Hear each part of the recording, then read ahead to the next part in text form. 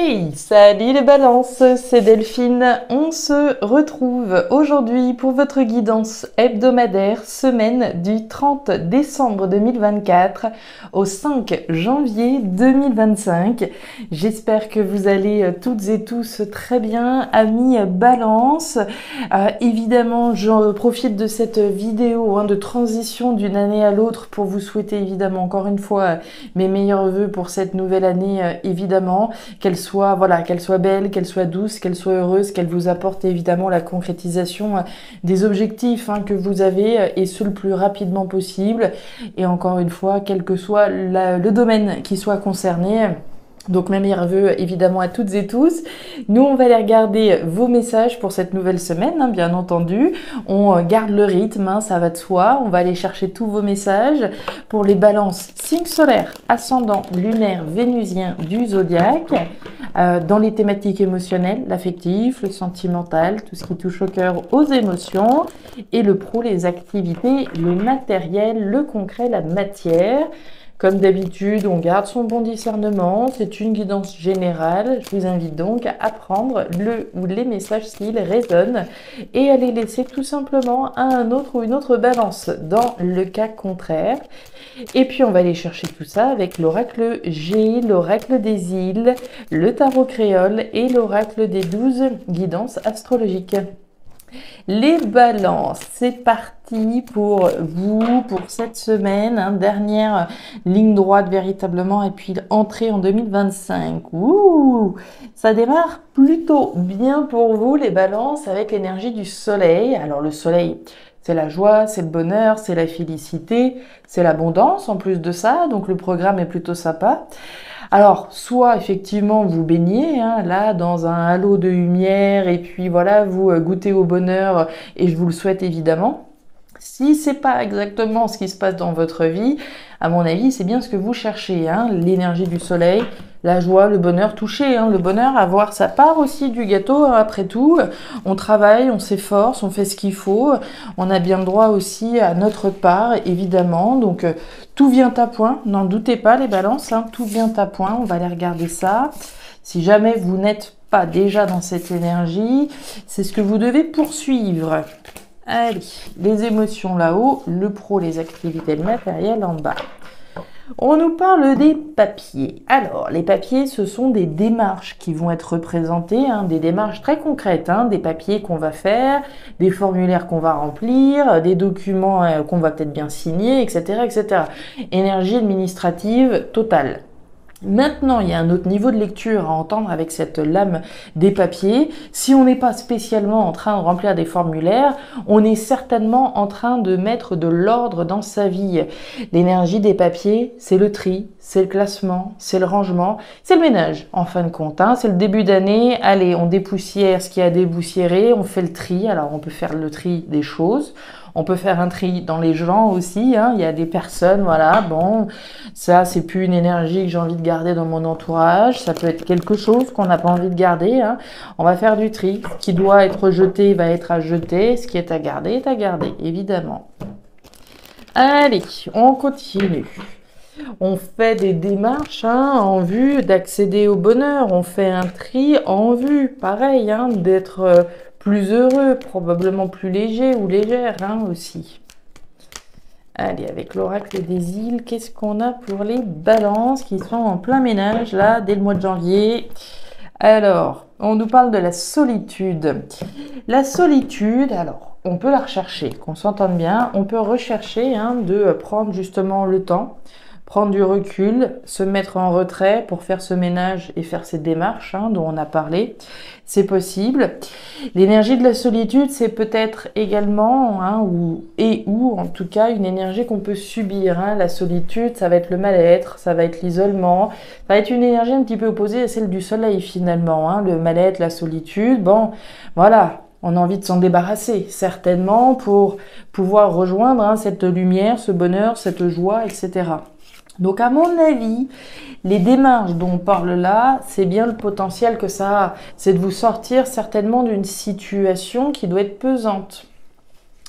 Si la carte de la solitude, c'est le célibat, par exemple, hein, je suis célibataire, ça commence un petit peu à me chauffer derrière les oreilles, mais je fais les démarches, je fais ce qu'il faut, hein, je suis dans l'action, je fais les démarches qui sont nécessaires pour essayer de pouvoir rencontrer quelqu'un et puis vivre une histoire d'amour heureuse. D'accord? Ça pourrait tout à fait être ça, je vous laisse le positionner en fonction de ce que vous vivez. Les dominos. Alors, les dominos, c'est de la réflexion, c'est du mental, hein. On cogite, on réfléchit probablement pas mal, là, par rapport aux actions qui sont entreprises, par rapport au ménage que vous faites dans votre vie. Aussi. De la réflexion sur de l'action, finalement, hein. De la réflexion avant l'action, je suppose, ou est-ce que vous réfléchissez à des actions que vous avez déjà entreprises? Ça marche dans les deux sens, hein. Allez, on continue.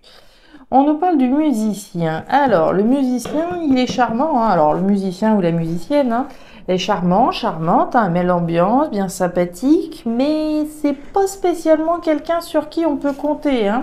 Si vous avez ce genre de personnalité autour de vous, hein, quelqu'un de bien sympa, etc., mais le jour du déménagement, il n'y a plus personne. Vous voyez, ce serait un petit peu cette idée-là.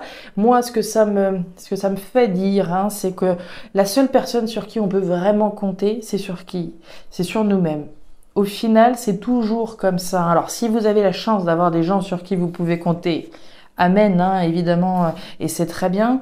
Mais pour moi, cette énergie, elle nous le rappelle, que les actions que vous faites là, c'est des actions que vous faites pour vous, avant tout. Pas pour un tel, une telle, c'est des actions qu'on réalise pour nous-mêmes.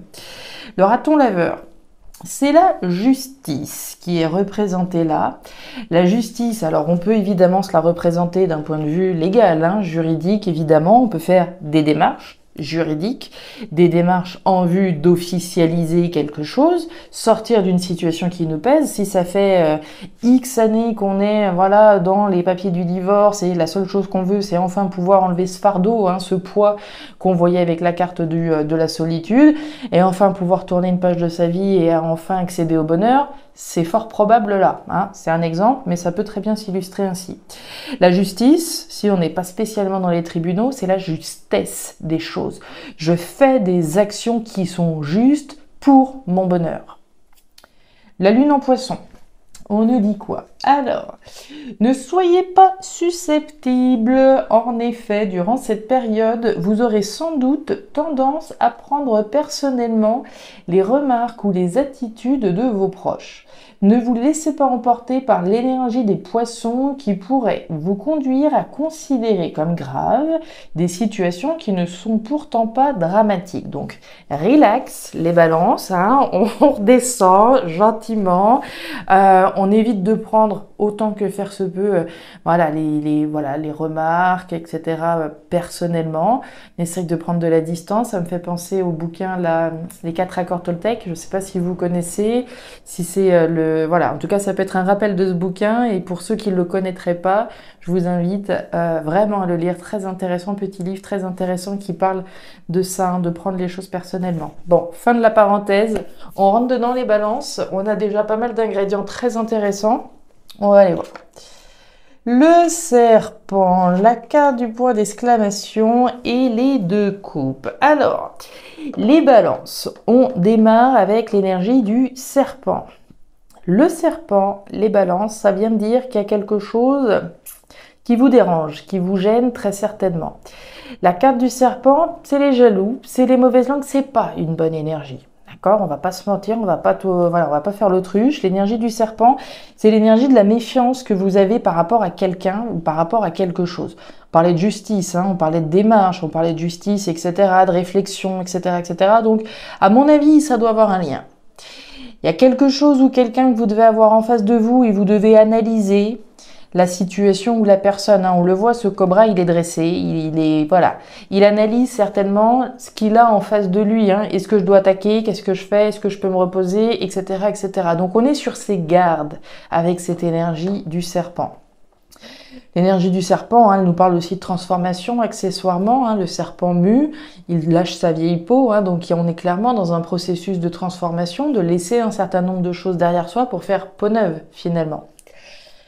On nous parle de certitude. par rapport à cette problématique dont on parlait. Alors, ça, comme je vous le disais, j'aurais pas tendance à penser que c'est quelqu'un ou quelque chose, une situation à laquelle on est confronté et vis-à-vis de laquelle on est extrêmement sur ses gardes. Mais bon, qui dit situation dit bien souvent les personnes qui sont derrière ces situations-là aussi. Donc, on nous parle de certitude, d'évidence, là, d'être sur ses gardes avec le point d'exclamation. Puis, on nous parle des deux coupes. Les deux coupes, bon, c'est la joie, c'est la célébration, c'est concrétiser quelque chose. C'est célébrer la concrétisation de quelque chose.